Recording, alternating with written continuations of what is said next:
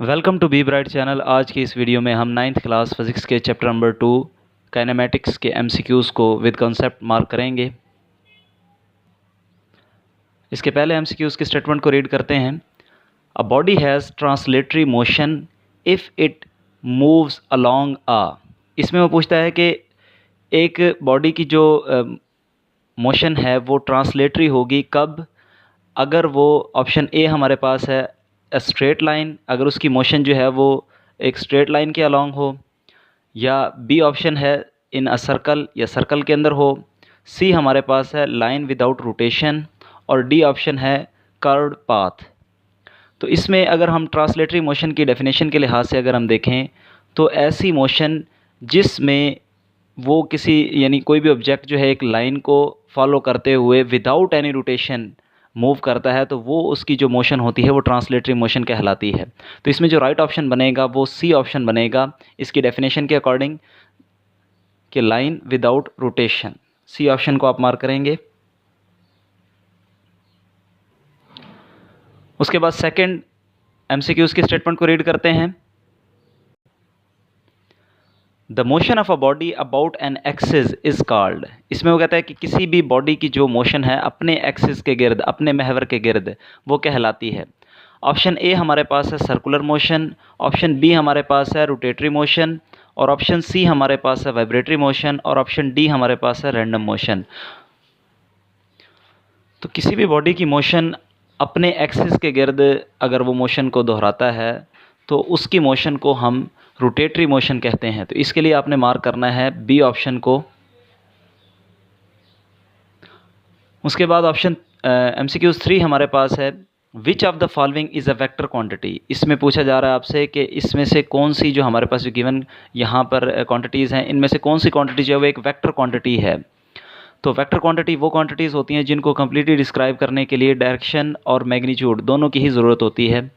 तो इसमें हमारे पास ऑप्शन ए है स्पीड, ऑप्शन बी हमारे पास है डिस्टेंस, ऑप्शन सी हमारे पास है डिस्प्लेसमेंट, और ऑप्शन डी हमारे पास है पावर। तो स्पीड जो है वो एक स्केलर क्वांटिटी होती है। उसके अलावा जो डिस्टेंस है ये भी एक स्केलर क्वांटिटी है, और इसी तरह से हमारे पास जो पावर है ये भी एक स्केलर क्वांटिटी है। तो हमारे पास जो ऑप्शन सी है ये एक वेक्टर क्वांटिटी है। तो डिस्प्लेसमेंट सी ऑप्शन पर आप इसको मार्क कर लेंगे। उसके बाद एमसीक्यूज़ 4 हमारे पास, इसके स्टेटमेंट को रीड करते हैं। If an object is moving with constant speed then its distance time graph will be a straight line. तो इसमें वो पूछता है कि अगर एक ऑब्जेक्ट जो है वो कांस्टेंट स्पीड के साथ मूव करता है तो उसका जो डिस्टेंस टाइम ग्राफ होगा वो किस तरह का होगा। तो इसके ऑप्शन यहाँ पर हमारे पास गिवन है। ऑप्शन ए हमारे पास है along time axis, option B हमारे पास है along distance axis, option C हमारे पास है पैरेलल टू टाइम एक्सिस, और ऑप्शन डी हमारे पास है इंक्लाइन टू टाइम एक्सिस। इसके लिए मैं आपको पहले एक ग्राफ दिखा देता हूँ जो इस बुक के अंदर मौजूद है पहले से। ये पेज नंबर हमारे पास है 40। इस पर यहाँ पर ये ग्राफ हमारे पास मौजूद है 2.19 object moving with constant speed. Page number 40 हमारे पास है। इसमें आप देखें यहाँ पर अगर इक्वल इंटरवल ऑफ टाइम के अंदर अगर इक्वल डिस्टेंसेस कवर होते हैं तो उसकी जो स्पीड होगी वो कांस्टेंट होगी, और इसका जो ग्राफ आएगा वो इंक्लाइन टुवर्ड एक्स एक्सिस हमारे पास आएगा। तो इसका जो राइट ऑप्शन हमारे पास होगा जो आप मार्क करेंगे वो हमारे पास होगा D option, incline to time axis. उसके बाद एमसीक्यूज़ हमारे पास है 5। इसकी स्टेटमेंट को रीड करते हैं। एमसीक्यूज़ 5 हमारे पास है, उसकी स्टेटमेंट है a straight line parallel to time axis on a distance time graph tells that the object is. अब इसमें वो कहता है कि एक डिस्टेंस टाइम ग्राफ के अंदर हमारे पास अगर एक स्ट्रेट लाइन है जो कि पैरेलल है टाइम एक्सिस के, जिस तरीके से मैंने यहाँ पर आपको दिखाया है कि ये हमारे पास एक डिस्टेंस टाइम ग्राफ है। इसमें यहाँ पर डिस्टेंस को हमने जो है वो वाई एक्सिस पर और टाइम को हमने एक्स एक्सिस पर लिया है। तो इसमें वो कहता है कि अगर कोई लाइन यहाँ पर इस तरह से पैरेलल हो टाइम एक्सिस के तो फिर क्या होगा, तो ऑब्जेक्ट किस हालत में होगा। तो वो ग्राफ हमें किस चीज़ के बारे में बताता है कि ऑप्शन ए हमारे पास है मूविंग विद कांस्टेंट स्पीड, क्या वो कांस्टेंट स्पीड को शो करेगा। ऑप्शन बी हमारे पास है एट रेस्ट को शो करेगा। ऑप्शन सी हमारे पास है मूविंग विद वेरिएबल स्पीड, और ऑप्शन डी हमारे पास है इन मोशन।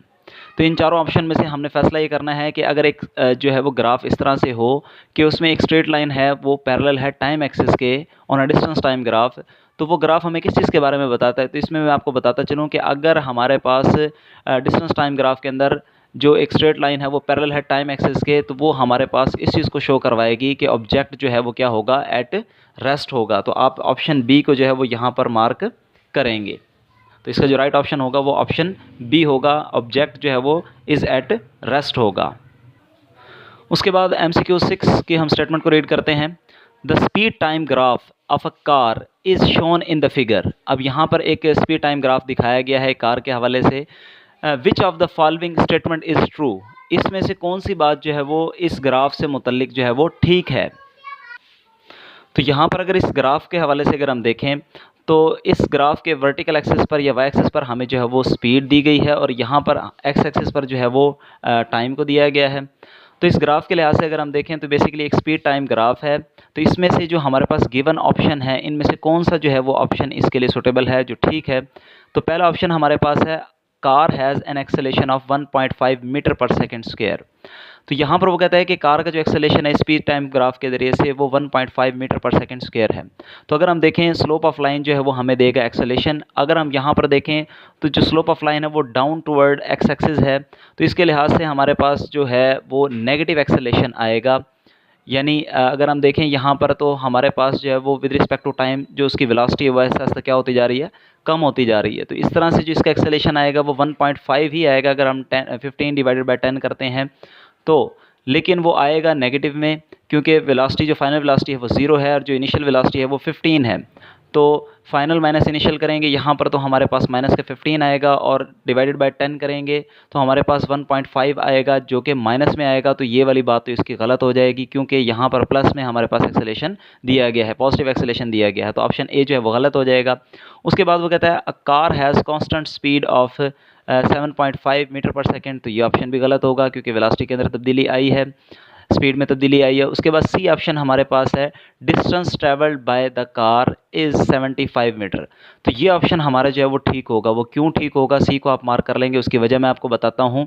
क्योंकि जितना एरिया अंडर द ग्राफ आएगा, ये बेसिकली एक ट्राइंगल बन रही है, तो ट्राइंगल का अगर हम फार्मूला देखें तो एरिया का तो वो होता है 1/2 बेस मल्टीप्लाई बाय हाइट। तो अब बेस की वैल्यू हमारे पास यहाँ पर होगी 10 और हाइट की वैल्यू हमारे पास होगी 15। तो यहाँ पर अगर हम वैल्यूज़ को पुट करते हैं, बेस की वैल्यू 10 है और हाइट की वैल्यू 15 है, मल्टीप्लाई बाय हम कर देते हैं इसको 1/2 से। तो 2 5 द 10 और 5 को 15 से मल्टीप्लाई करेंगे तो हमारे पास आएगा 75 मीटर। तो ये जो इसका ऑप्शन है वो ठीक होगा, distance travel by the car is 75 metre, इसका राइट ऑप्शन होगा। उसके बाद डी वो कहता है average speed of the car is 15 metre per second. तो ये ऑप्शन भी इसका क्या होगा, गलत होगा जब इसको हम कैलकुलेट करेंगे। तो इसका राइट ऑप्शन हमारे पास होगा सी। उसके बाद नेक्स्ट हम MCQs की स्टेटमेंट की तरफ बढ़ते हैं। नेक्स्ट हमारे पास है 7th MCQs, इसकी स्टेटमेंट को रीड करते हैं। Which one of the following graph is representing uniform acceleration. इसमें से कौन सा ऐसा ग्राफ है जो कि यूनिफॉर्म एक्सेलेरेशन को रिप्रेजेंट करता है। अच्छा, इसके लिए मैं आपको बताता चलूँ कि अगर हमें एक्सेलेरेशन चेक करना है तो उसके लिए ज़रूरी है कि वो हमारे पास स्पीड और टाइम के दरमियान ग्राफ होना चाहिए, ठीक है। या वेलोसिटी टाइम ग्राफ भी हम इसको कह सकते हैं। बेसिकली स्पीड और वेलोसिटी जो है वो इंटरचेंजेबल टर्म्स हैं। तो यहाँ पर अगर हम देखें ऑप्शन ए और ऑप्शन बी के अंदर जो ग्राफ है वो डिस्टेंस टाइम ग्राफ है, यहाँ पर भी डिस्टेंस टाइम ग्राफ है, तो ये दोनों ऑप्शन जो है वो इसके नहीं हो सकते। उसके बाद सी और डी जो हमारे पास ग्राफ है ये बेसिकली वेलोसिटी टाइम ग्राफ या हम स्पीड टाइम ग्राफ इसको कह सकते हैं। तो इसमें अगर हम देखें तो यहाँ पर ये हमारे पास दोनों ही जो एक्सेलेरेशन हमें देंगे, जबकि अगर हम डी ग्राफ को देखें तो इसमें हमारे पास जो वेलोसिटी के अंदर चेंज है विद रिस्पेक्ट टू टाइम वो वेरिएबल है, तो ये हमारे पास यूनिफॉर्म एक्सेलेरेशन नहीं दे सकता। तो अगर हम यहाँ पर देखें सी ऑप्शन जो बचता है यही फिर हमारे लिए जो है वो राइट ऑप्शन होगा। क्यों? क्योंकि यहाँ पर अगर हम देखें तो वेलोसिटी के अंदर जो है वो एक कंटिन्यूस जो है वो एक मैनर के अंदर डाउन वर्ड एक उसके अंदर तब्दीली आ रही है, तो ये जो है वो नेगेटिव एक्सेलेरेशन को रिप्रेजेंट करेगा और यूनिफॉर्म एक्सेलेरेशन को रिप्रेजेंट करेगा। तो जो सी ऑप्शन इसका होगा वो इसका राइट ऑप्शन होगा। उसके बाद 8th MCQs हमारे पास है, उसकी स्टेटमेंट को रीड करते हैं। By dividing displacement of a moving body with the time we obtain, वो कहता है कि अगर हम डिस्प्लेसमेंट का रेट लेते हैं या डिस्प्लेसमेंट को विद रिस्पेक्ट टू टाइम अगर हम देखते हैं, टाइम से डिवाइड करते हैं, तो हमारे पास क्या आएगा, डिस्प्लेसमेंट के अंदर अगर विद रिस्पेक्ट टू टाइम अगर उसको देखा जाए तो डिस्प्लेसमेंट डिवाइड बाय टाइम जो है वो हमारे पास होता है वेलोसिटी। जिस तरीके से डिस्टेंस डिवाइड बाय टाइम अगर हम लेते हैं तो वो हमारे पास होता है स्पीड, तो इसी तरीके से वेलोसिटी डिवाइड बाय टाइम अगर हम देखेंगे तो वो हमारे पास होगा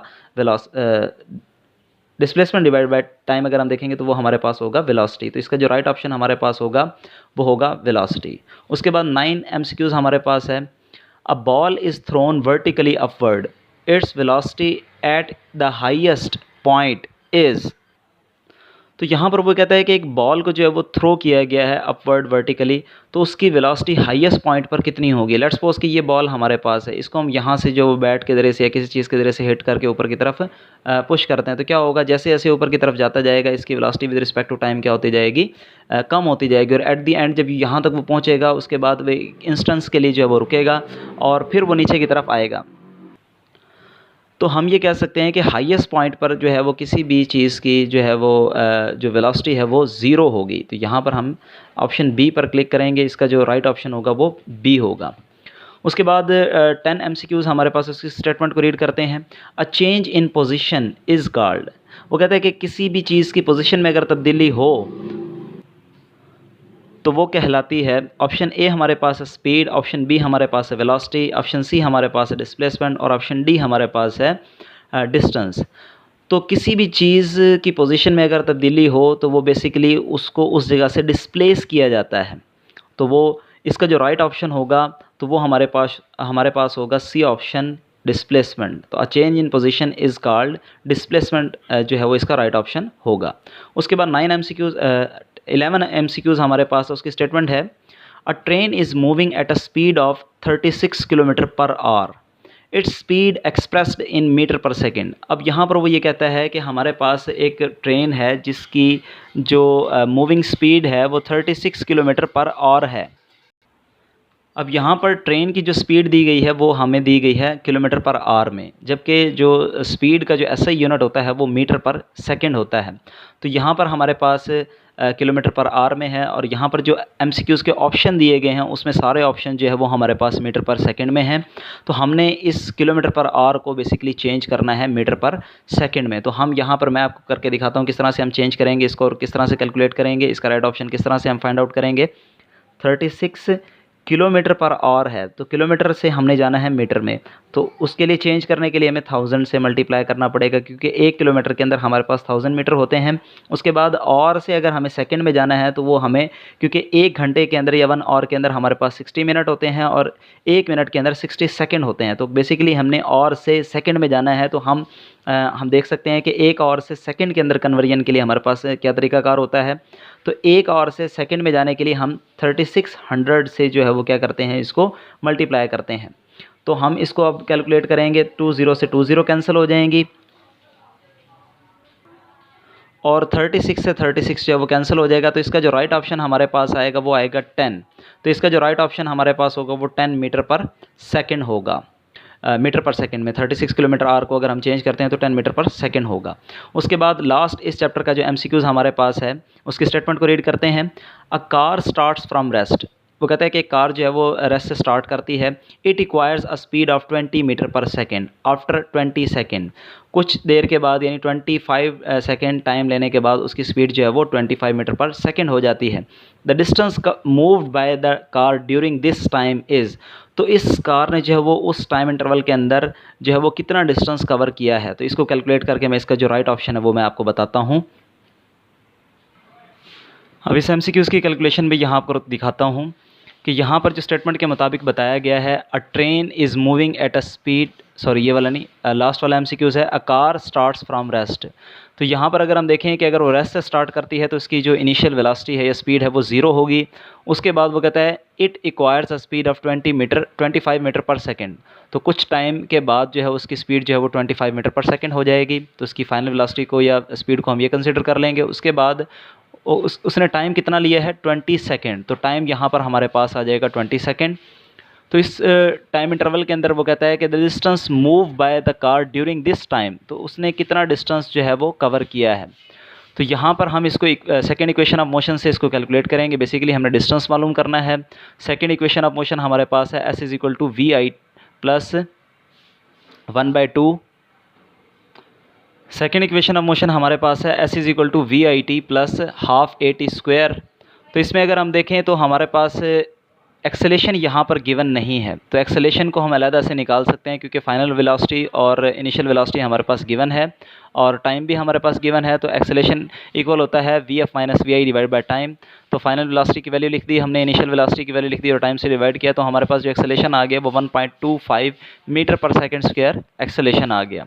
अब यहाँ पर हम इसकी वैल्यू को इधर पुट करेंगे तो क्या होगा, वी आई क्योंकि इनिशियल वेलोसिटी हमारे पास 0 है और टाइम से मल्टीप्लाई हो जाएगा तो यहाँ पर 0 आ जाएगा। उसके बाद प्लस 1/2 फार्मूले का एक ही जगह हमने एक्सेलेरेशन की वैल्यू लिख दी और टाइम का हमने स्क्वायर लिया, टाइम की जो वैल्यू हमारे पास थी, तो 20 का स्क्वायर हमारे पास 400 हो जाएगा। अब इनको अगर आपस में हम कैलकुलेट करते हैं तो हमारे पास 400 डिवाइड बाई 2 करेंगे तो 200 आएगा और इसको 1.25 से मल्टीप्लाई करेंगे तो हमारे पास 250 मीटर इसका जो है वो आंसर आएगा। तो इसका जो राइट ऑप्शन हमारे पास होगा, जो हमने मार्क करना है, वो हमारे पास होगा ऑप्शन बी, 250 मीटर। उम्मीद है आपको मेरी वीडियो जो है वो पसंद आई होगी। अगर आपको मेरी वीडियो पसंद आई है तो मेरी वीडियो को जो है वो ज़्यादा से ज़्यादा लाइक करें, शेयर करें और मेरे चैनल को ज़्यादा से ज़्यादा सब्सक्राइब करें। Thank you.